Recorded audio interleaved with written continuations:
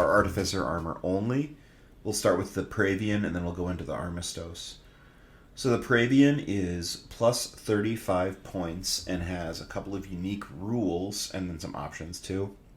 The Praevian gains the Master of Automata and the Legionis Cybernetica special rule. So the second one there, Legionis Cybernetica, says that an army that includes a model with this special rule may take a single Castellax Battle Automata Maniple or a single Vorax Battle Automata Maniple as part of the same force org choice as the model with the special rule. Any models in a Castellax Battle Automata Maniple or Vorax Battle Automata Maniple included in an army due to this special rule gain the same Legion as Astartes X rule as the Praevian that they share the chart with, but they cannot select any Legion-specific war gear or any other options.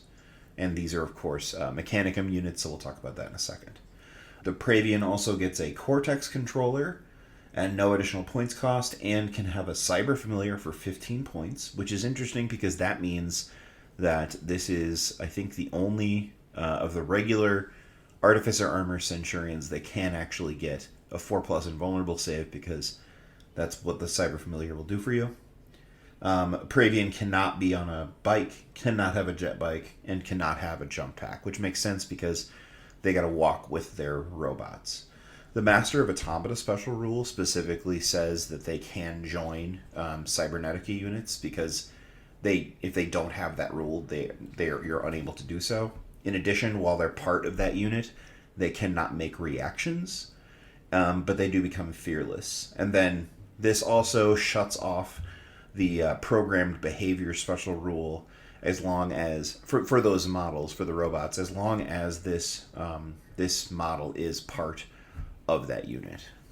So this for sure is a bit of an odd one because when the book came out, we didn't necessarily know what the bots were going to be like, and so we really couldn't make much of a judgment on if this unit would in particularly be really effective.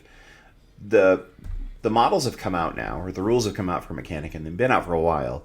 And the ruling is still out for some of these units because while the Battle Automata were very powerful in last edition, they are kind of greatly reduced in a lot of ways. And they're just not nearly as dominating as they were at one point. So let's actually take a look at the Vorax Battle Automata first. The Vorax, they are the ones that look a little bit like the Praying Mantis. They are 65 points apiece. The unit starts with 1 and can include up to 5 additional at 65 points additionally per. Their movement is 8. Their weapon skill is 4. Their ballistic skill is 4. Strength 6, toughness 5, 3 wounds, initiative 4, 3 attacks, leadership 7, strength or save 3+. Okay. So toughness 5 is great. Strength 6 is very good. Wounds 3, that's pretty good too. Only weapon skill 4 and only ballistic skill 4, which is okay. There is almost nothing in the Mechanicum book that has weapon skill 5. So these units that you're bringing with your Praevian are not going to be suited right away. Well, you just know they're not going to be suited for going up against elite forces because they just quite simply don't have the weapon skill to swing back and hit. They come with 2 Power Blade arrays, each with a built-in rotor cannon. They come with 1 lightning gun, an automatic deflector. Their type is Automata Cybernetica Light, and then their special rules are Fleet 2, Hammer of Wrath 1, and Scout. So first, let's take a look at this war gear. The 2 Power Blade arrays with inbuilt rotor cannons.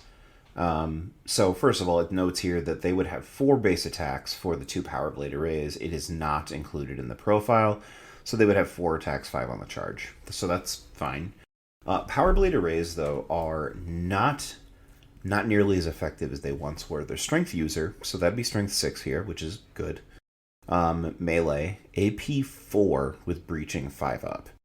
So you're gonna be wounding Marines on 2s here, but they will get a full armor save unless you breach on a 5 up, and then it'll ignore everything down to Artificer armor.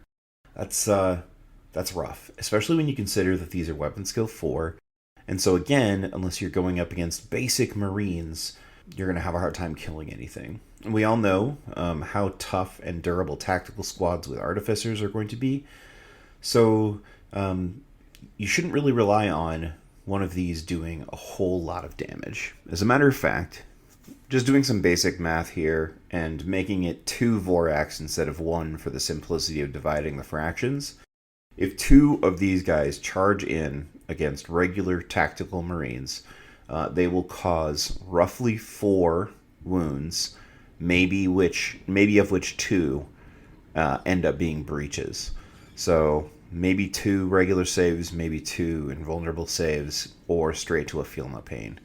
When you consider that you're looking at, what would that be, 120, 130 base for 2 of them, before you add anything else to the squad, before you factor in the Praevian, it's not a huge damage output. It gets way worse if you're fighting up against something with a weapon skill 5, of course.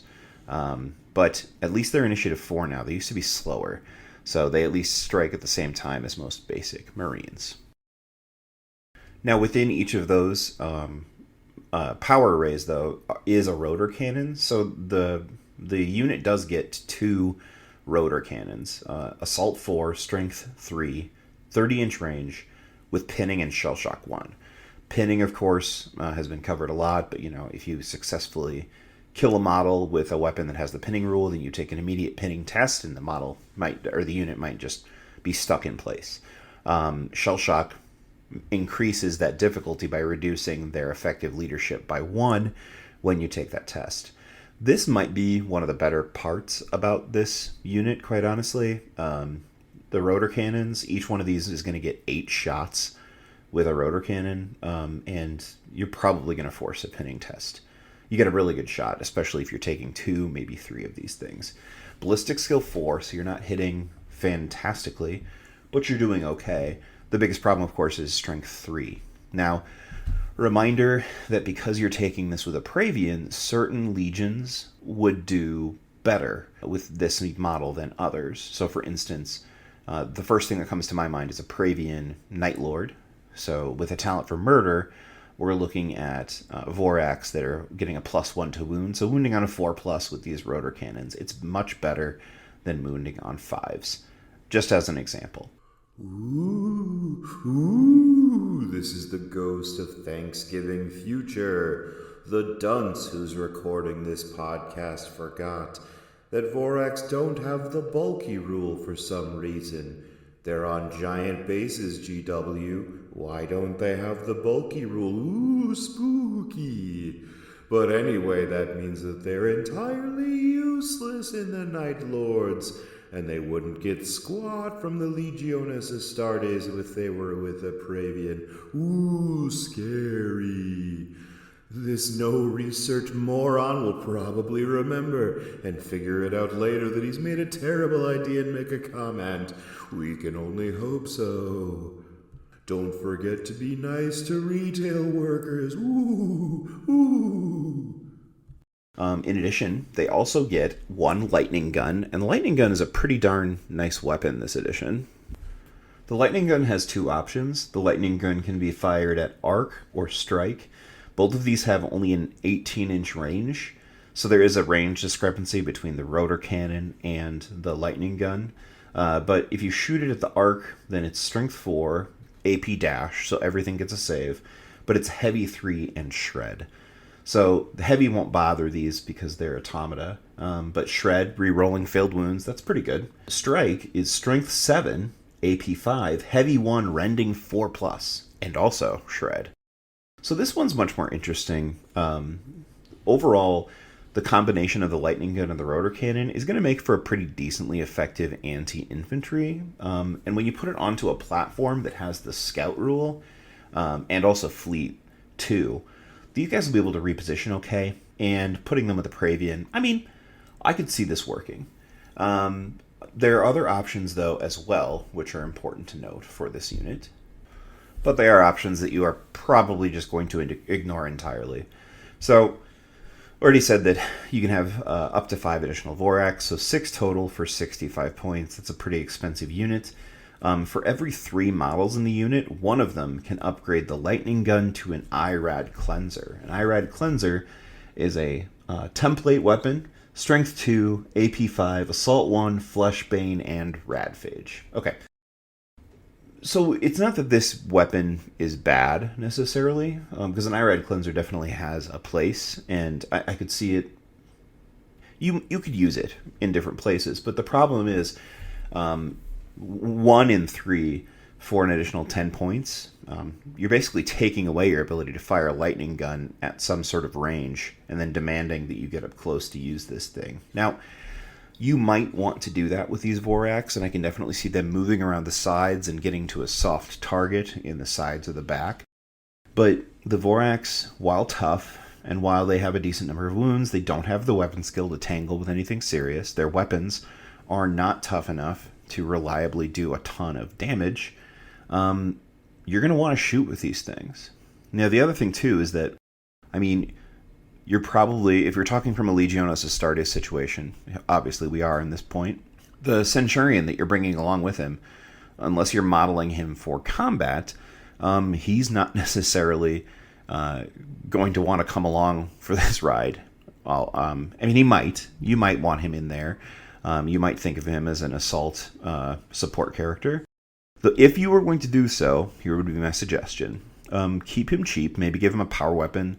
I suppose you could give him a power fist. But to get cheeky, what I would do is, if I'm running Vorax, I'm going to bring an Astartes shotgun with my Praevian. So the Astartes shotgun, if you remember, has that rule where if it hits, the shotgun hits, then the unit that is hit has to take a test for concussive, or they lose a weapon skill. So that would be one way to make the Vorax considerably better. It's cheeky and it doesn't have a super high success rate, but if it does work and your Vorax can hit on 3s or 4s as opposed to 4s or 5s, that would definitely change things a little bit. But the combat output is not going to be as big as you're going to want for the size of this unit. Now, depending on the legion that you're taking these with, I could see taking a Vorax and maybe 3 of them along with a Praevian, just for a pretty thick extra shooting and harassment unit to include in your force. Definitely fun, definitely will look different enough on the field that you'll enjoy seeing them there. Fun variety, which I think, again, is part of the reason why you're looking at these different Centurions in the first place. Your other option is the Castellax Battle Automata, and they're 95 points a model. You can bring up to 5 of them in a squad. The first one is 95 points, the others are 85 extra. The movement is 7, weapon skill is a very sad 3, ballistic skill 4, strength 7, toughness 6, wounds 4, initiative 3, 2 attacks, leadership 7, and a 3+ save.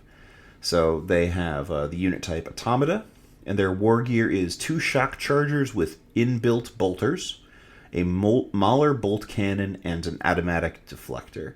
I didn't mention, I don't think I mentioned that the Vorax also have the automatic deflector, which one thing that's interesting here, just to note, is that the automatic deflector means that every time one of these things dies, it explodes.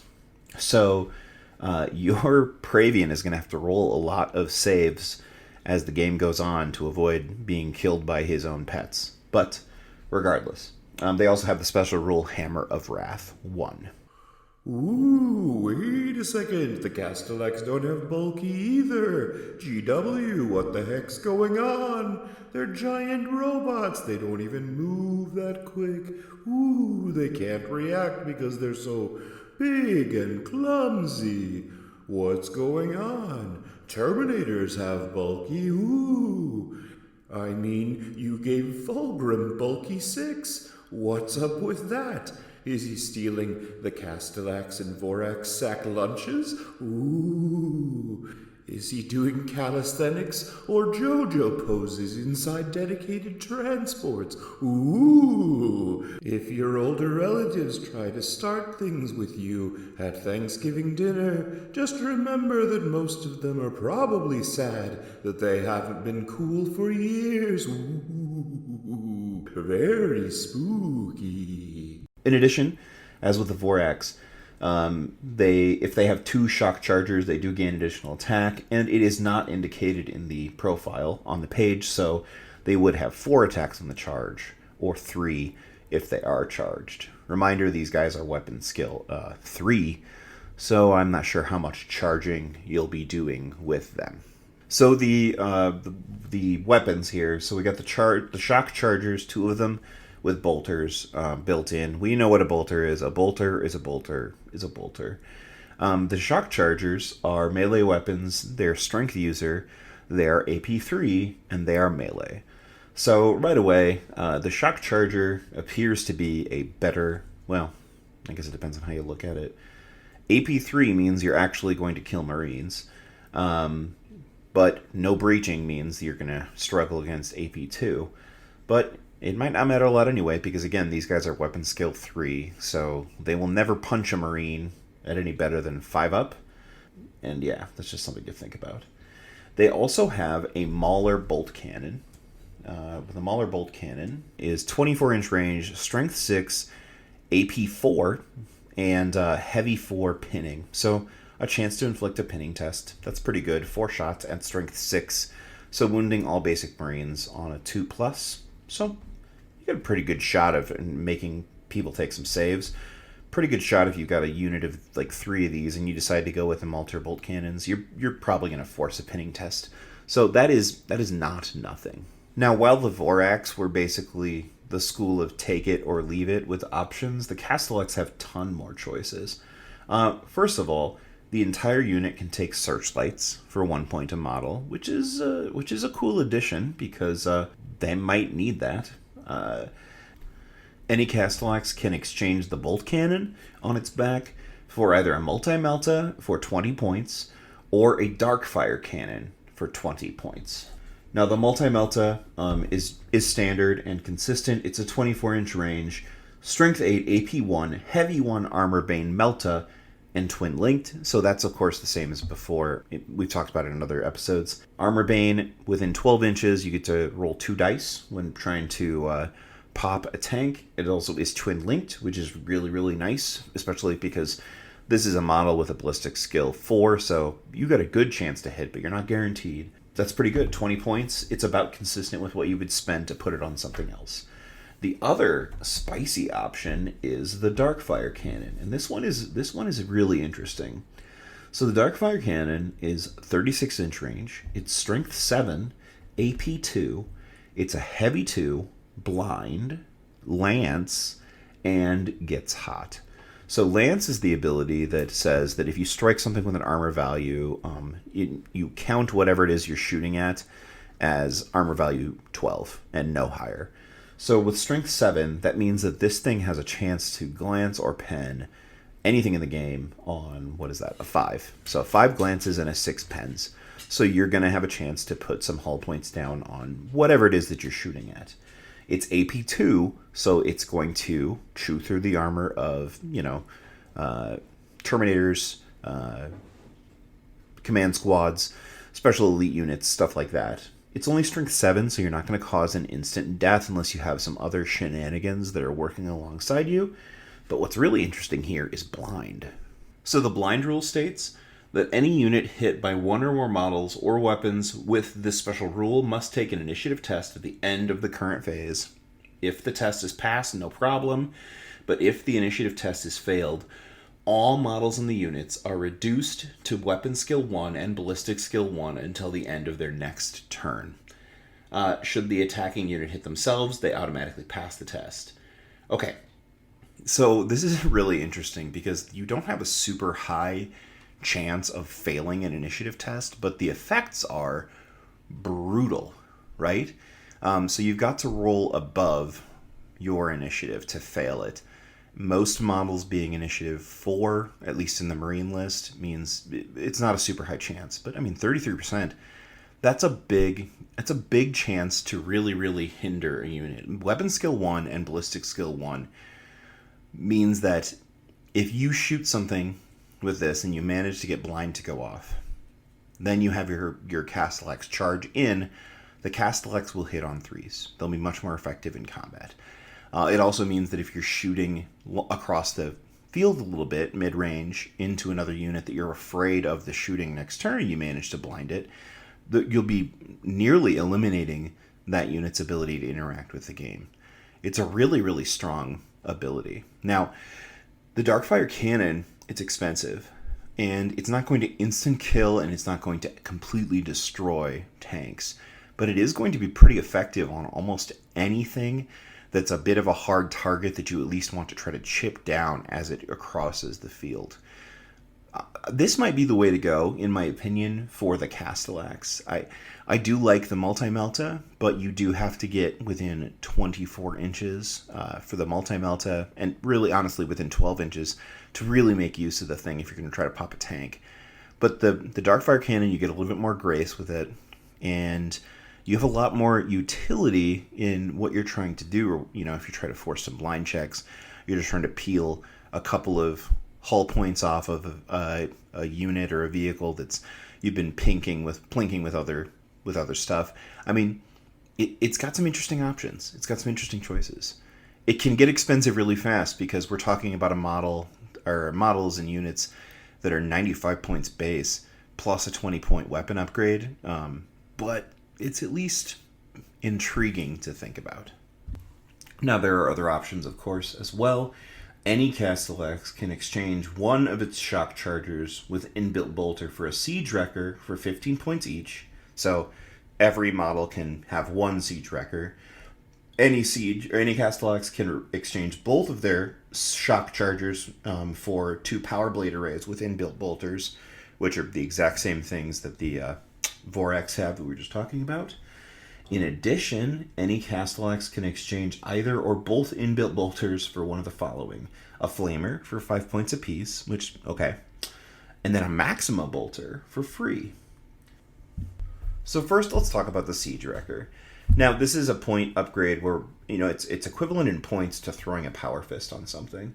A Siege Wrecker is a Strength 10, AP 2, Melee, Brutal 2, Sunder, Wrecker, Specialist weapon. So Sunder means we get to reroll failed armor penetrations, and I believe Wrecker is the one where we get additional bonuses to slap around buildings or fortifications. Now, Brutal 2, this is good, and Brutal 2 is not easy to come by in the Mechanicum book. It's easy to come by for the Marines, so if you're bringing this with your Praevian, you have other ways of getting Brutal, but it is pretty effective. The biggest problem, of course, is that you're spending 15 points to put a big melee upgrade onto a unit with weapon skill 3. You're not going to hit really often with this thing. 15 points makes going against them pretty scary, but, I mean, you can't count on it paying off. And so that's a big question for me. The Power Blade Array we've already talked about and already covered. I mean, it's 5 points, so if you wanted to go get the blades, I mean, I suppose you could. That would be okay. I don't think you should do that, though. I think it's just a waste, because I think the shooting options are much more interesting on this model.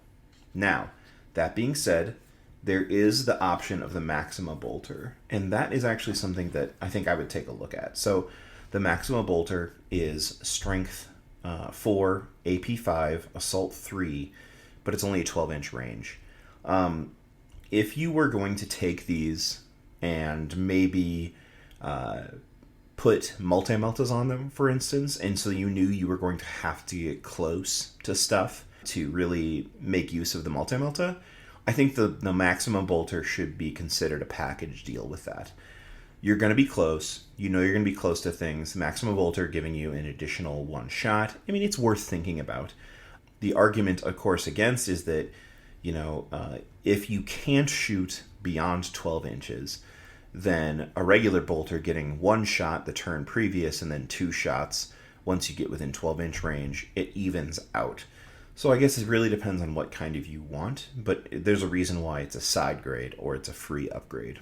I think that if I were going to take a look at this unit as a whole, I think I would leave the shock chargers on there.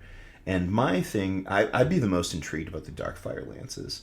Now, or Darkfire cannons. Now, one of the reasons why I think that is because, one, the Darkfire cannon is sort of a unique upgrade for this model. It's like sort of a signature. It has been sort of a signature for this model.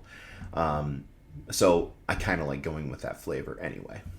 Now, considering that this is a weapon skill 3 unit, these things are 95 points apiece. They are durable. They are tough. They do have a strength 7, so they're going to hit hard when they hit.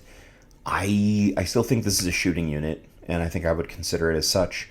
I think I'm going to put the Darkfire cannons on there. I'm going to put my Praevian here with them, and I'm going to keep them in the back or, in the middle of my deployment zone up to the middle of the board where they can shoot, where they can be screened a little bit, where they can cause a little bit of havoc, peel a couple points, couple wounds off of something, a couple hull points off something, make a nuisance of themselves, but stay relatively out of harm's way.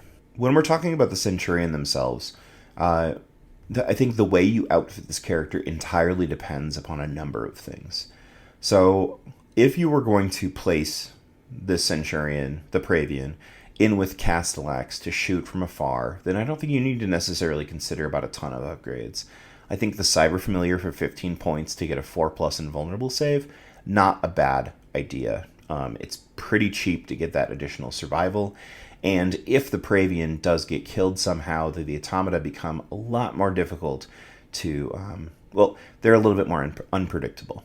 So I think that's definitely something you want to do to keep them alive if you're bringing them and you want your Castellax to do something. As far as any other additional upgrades, you don't necessarily need to give them a close combat weapon if you are going with a Castellax, if you're not thinking that they're going to get into combat. It might be interesting to give it a Nemesis bolter, honestly. They're going to be shooting long range of things. The Nemesis bolter can reach out and touch things in a similar way to the Darkfire cannons, I suppose. It's got much longer range, but that won't hurt you to be wasting that range a little bit. But that's a 10-point upgrade that isn't necessarily essential, but it's just an option or something for you to consider. If I were going to run Castellax, which legions would I think about doing this with? The Dark Angels, I definitely would consider doing this. Dark Angels have those 6 different, essentially, legion traits that they can choose between. Having a little bit of extra shooting, not necessarily a bad idea. I would consider taking them with Iron Warriors as well. Again, the additional strength, making these Darkfire cannons strength 8, would be pretty nice, especially when you add that with the Lance ability. So capitalizing nicely on what the Iron Warriors want to do. And we all know that the Iron Warriors love the Mechanicum buddies anyway, so it would be cool to see some of those things in a list like that. Likewise, I could see the Castellax showing up in an Iron Hands list, being able to see those robots have an additional, essentially, durability or toughness against shooting attacks while they're standing there, putting out fire as well. It would definitely keep them along, make them even more survivable and tough than they already are. I don't know that it would be good, but I think it'd be very funny to see a Praevian in a World Eaters list with battle bots of any type getting better at charging. I just think that'd be fun. I definitely would include Castellax in an Ultramarines list, having the ability to tag on additional hits and things like that, whether as the activators or the ones being receiving of the benefit. I think that could be pretty cool. And because I think everything cool should go into an Alpha Legion list, I'd even suggest bringing them in there. I'm not sure what you do with them. I just like the idea of it. Vorax are a little bit trickier. I definitely think I could see them again with Dark Angels, getting, for example, like putting them as Firewing, making them get an additional +1 to wound against characters, and there are certain other bits of shenanigans you could do with that as well. Powerblade arrays don't count as swords, so Deathwing wouldn't work out so well, but I'm sure you could find something fun to do with it. Getting an additional initiative on the charge with Emperor's Children would definitely help offset some of the Vorax's problems. They still, I'm not sure, would be killy enough to justify the point cost. I mean, you could bring so many other cool things in an Emperor's Children's list. Space Wolves, I mean, being able to run and charge, tie up something, stick there pretty long, that would be pretty cool. White Scars and additional movement, yeah, sure, why not? Be fun, anyway. I don't know how good it would be. But again, the ability to scoot around, move around the field a little bit more, that'd be pretty alright. Now, this is something that I've thought about even since I started recording this segment. I mentioned the idea of putting Vorax in with Night Lords to proc Talent for Murder. There's just one problem. Vorax don't have the bulky rule. Ooh, it can think after all. What this means for Night Lords players is that their squad will only ever be the number of models that is in it, which is capped at 6, which means that you are almost never going to outnumber anything, and so you're never going to trigger a Talent for Murder. This is bad news. It makes this unit kind of almost unplayable in the list, unless you just really like the Vorax. But you will never benefit from the special rule that you are able to give it by putting this unit into your Space Marine list through the Praevian. Blood Angels Voraxes wouldn't necessarily get much out of a +1 to wound in most situations.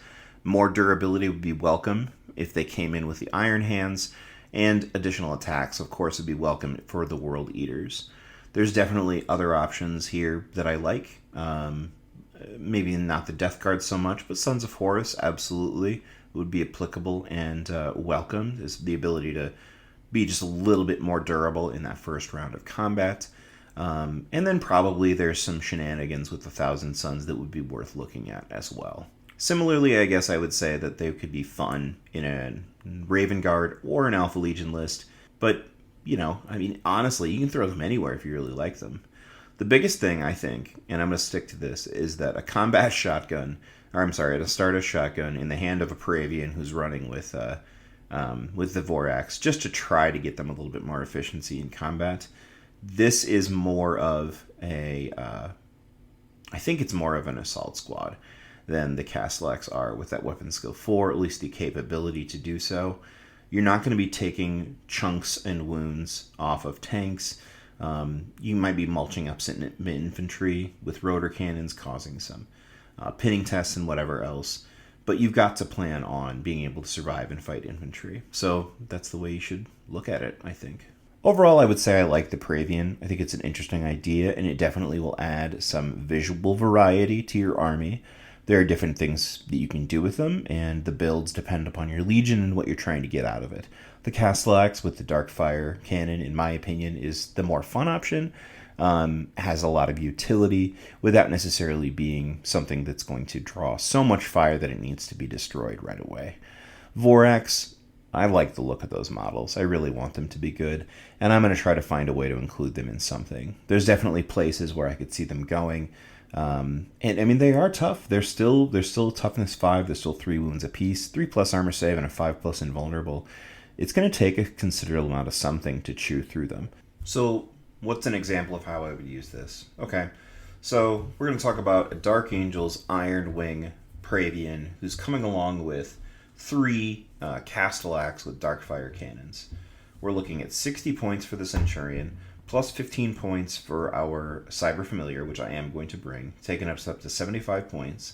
I'm giving him a Nemesis Bolter so that he's got something to do while he's standing there with his friend bots shooting at things. Add in the 35 points for the Praevian upgrade itself, and he's looking at a cool 120 points. He's being joined by a squad of 3 Castellax Battle Automata for 95 points base and 85 points per extra. We're also going to be giving all 3 Darkfire cannons, which brings the total to 445 with the Centurion added on. That's not nothing. That's a significant amount of points. But I'm going to take them as I'm going to take them as Iron Wing, and this will allow me to reroll ones against vehicles if I choose to shoot at those vehicles. Now let's get a little dumb when we talk about the Vorax. We're going to take a World Eaters Praevian, and he's going to be joined by 3 Vorax Battle Automata stock with just the rotor cannons and the lightning gun, just to tear up some infantry, wreck a little bit of face. We're going to give the Praevian the 15-point upgrade for the Cyber Familiar, like before, but then we're also going to give them the Phalanx blades for 15 points to replace their weapons. So they're going to get that melee specialist weapon, Rending 4+ and Duelist Edge. So this is going to be a Praevian that's actually going to seek out duels or whatever else and try to get that rend off and do something wacky with it. Now, this is a lot cheaper of a unit because at 65 points apiece base, the Praevian plus the 3 Vorax only comes out to 320 points. That's pretty good. You know what? I might even actually take a couple more of them because when we're giving them that special, the Legionis Astartes rule, what is it? Oh yeah, +1 attack for charges. We're looking at a lot of swings with those power blade arrays. So heck yeah, we're gonna take a couple more of those. I don't think the Praevian is going to break any games for you or change the meta where you're playing, but it is definitely a fun unit, and I totally would consider adapting one, building one for yourself, especially if you're not a legion that necessarily runs with big battle robots. Otherwise, if you're just looking for a little variety and something to put on the table. Now we've come to the last of the Artificer-only options, and this one is a sneaky one. This one is easy to overlook, and I'll be honest, when I was first thinking about it, I didn't much rate it. The Armistos in last edition had the ability to... Basically, it's a heavy weapon trooper, and there were a certain number of heavy weapons that they could take, and they would get one of those for a mastercrafted version of it. And then they would allow the heavy weapon or the heavy support squad they were with to get free mastercrafted as well, which meant that you had to slow roll that entire unit. But I mean, it was at least an interesting idea. It was unique. It was a fun idea. That rule went away this edition, and so my first initial thought was just to dismiss it. But then I took a look at it more and I thought about it. And this one, despite having very little in description or real basic information, I think it's potentially a very strong choice and something that players will want to consider, especially depending upon their legion and also who that legion can become allies with. So first off, the Armistos is dirt cheap. The basic upgrade is only 15 points on the base Centurion, so 75 points gets you an Armistos. That comes with the heavy subtype, which means that you can reroll failed armored saves from blast weapons, but only if you're in a unit that has heavy in its entirety. So it might not come into play depending on where you put this guy. The Legion Armistos can't have a jump pack, cannot have a bike, or a jet bike, so they're walking. They can also, or they do get free, an augury scanner and a Cognis Signum for no additional points, and may select one of the following upgrades. And these are the heavy weapons. We'll talk about those in a minute. The augury scanner is one of the most important pieces of war gear in the game currently. The augury scanner is the one that allows you to target units outside of 24 inches in night fight. It allows you to get a free interceptor reaction. It's a very, very, very good piece of war gear. It's usually about 10 points, and it's super cheap. In my opinion, it's way cheaper than it should be. So the fact that 15 points gets you that and a Cognis Signum is nuts. The Cognis Signum is also great. It just gives you night vision, so you ignore night fighting. It also allows you to give up your shooting attack to give the unit you're with a +1 to hit. That's crazy good. It's a really, really powerful buff. Anytime you get a +1 to hit or a +1 modifier, that's really, really effective, and there's lots of units that would really love to have an additional +1. Now, you can give them a mastercrafted heavy weapon, and these range from 5 to 15 points. The heavy mastercrafted heavy bolter, autocannon, and a twin-linked heavy flamer are 5 points apiece. The Volkite Culverin and the Multi-Melta and the mastercrafted missile launcher with frag, crack, and flak are 10 points. And then you can get a mastercrafted las cannon or a mastercrafted plasma cannon for 15 points. The ones that stick out to me, off the top of my head, the las cannon for 15 points, mastercrafted with a ballistic skill of 2, pretty good. Also, the mastercrafted missile launcher for 10 points with the flak missiles. Again, a chance to react for free, have a chance to shoot a flyer. Seems pretty good. Honestly, any of these would be fine, I suppose, if that's what you're after. The cool thing about the Armistos to me, and what would definitely happen, is that I'm going to give it one of these heavy weapons, and then also, because you can, give it like a power fist, just because that's funny.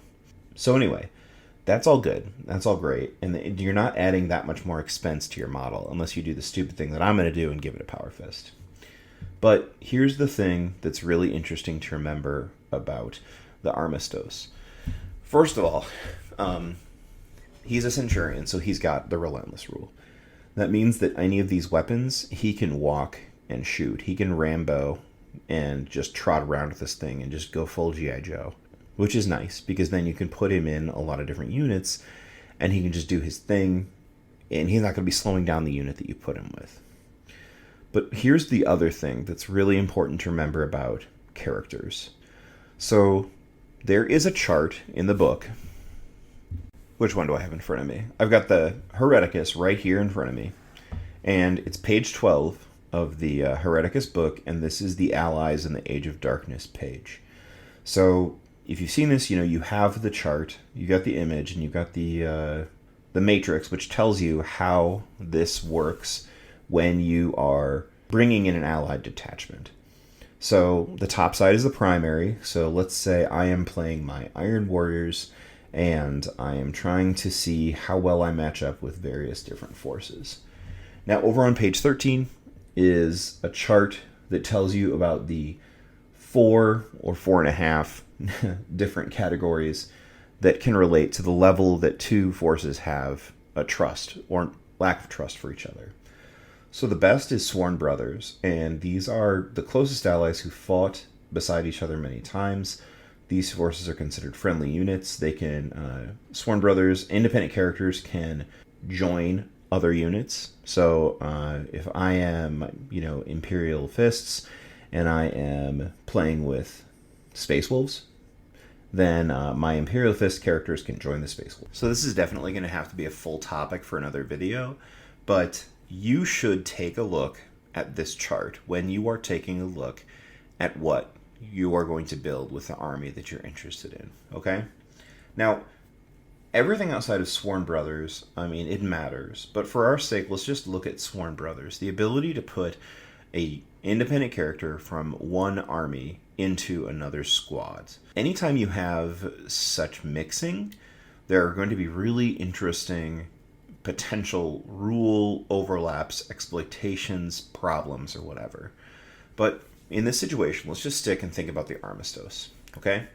For 75 points base, you have a character, and that character has a Cognos Signum, which ignores night fighting, gives a +1 ballistic skill if they choose not to shoot, and an Augury Scanner, which allows access to Interceptor, which is one of the most powerful reactions currently in the game, just because of how tough deep strike assaults can be, how important that is. There are going to be all sorts of units that do not have access to Interceptor natively. The Armistos is one way that you can get Interceptor into a unit that otherwise could not gain access to it. And you can even put this character into another entire book's unit and give access that is really, really difficult to get. For example, in the Mechanicum book, it is not easy to get reactions on some of the units. And it's not always easy to get access to Augury Scanners and other things. But you can take this model and place it. You can take the Armistos and put it in with a squad of Myrmidons, and then give those Myrmidons a chance to react with all their plasma fusils, all their grav guns, whatever. Okay. Now there are other options, of course, as well. For 15 points, you have the ability to take this character and do this. Ooh, you have angered the ghost, you absolute win-at-all-cost try-hard nerd. Weren't you just talking earlier in this very episode about building things that are fun and friendly and not jerkishly strong? And quit saying it's only 15 points because you're forgetting about the base cost of the model. You're going to confuse your listeners, you absolute lackwit. Ooh, unbelievably spooky.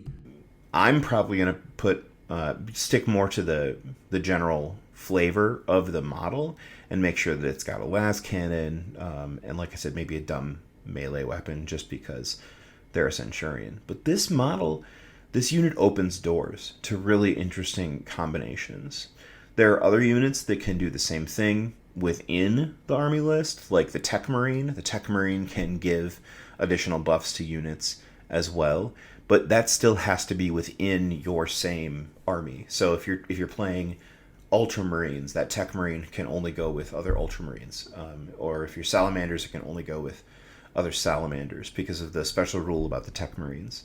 But this character has a really unique and powerful ability to do something entirely different, which is really cool. So how am I building this character? Okay, I'm gonna have an Armistos for my Iron Warriors. What are they gonna be equipped with? Okay, I'm gonna take the basic 60-point Centurion. They're going to get the 75 points. They're going to get to 75 points because they're going to be an Armistos. I'm giving them a Mastercrafted las cannon for an additional 15 points, takes us to 90. And then I am giving them a power weapon, a 15-point upgrade, which will immediately be changed to a graviton mace, so that I've got a little bit of melee haywire, because every night when I go to sleep, dreadnoughts come and haunt me in my dreams. And so this will allow this character, who's probably going to be sitting with a heavy support squad or something, a chance of fighting off the big robots of Stompy Death. So, I mean, again, it gets to be a pricey little unit, but it's still pretty effective. I'm going to be able to put it with a unit that couldn't react before, give a chance to have that interceptor. If I really needed to forego shooting my las cannon for one round to give the Cogna Signum, I could do that as well.